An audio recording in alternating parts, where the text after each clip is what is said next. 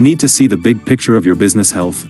The profit and loss, or income statement, report in FreshBooks is your financial snapshot. Welcome back to Guide with Samuel. Go to the Reports section. Click Profit and Loss. You can customize the date range, this month, last quarter, year to date. The report instantly shows your income, expenses, and net profit. Drill down on any line to see the underlying transactions. You can also export it as a PDF to send to your accountant or a bank. My crucial pro tip? Run it monthly, without fail. Don't wait until tax time. Schedule 15 minutes on the first of every month to run and review your P&L. This regular checkup helps you spot trends, control costs, and make informed decisions before small issues become big problems. Move from guessing to knowing exactly how your business is performing. What's the most surprising thing you've learned from a P&L report? For more guides on data-driven decisions, hit subscribe. Thanks for watching.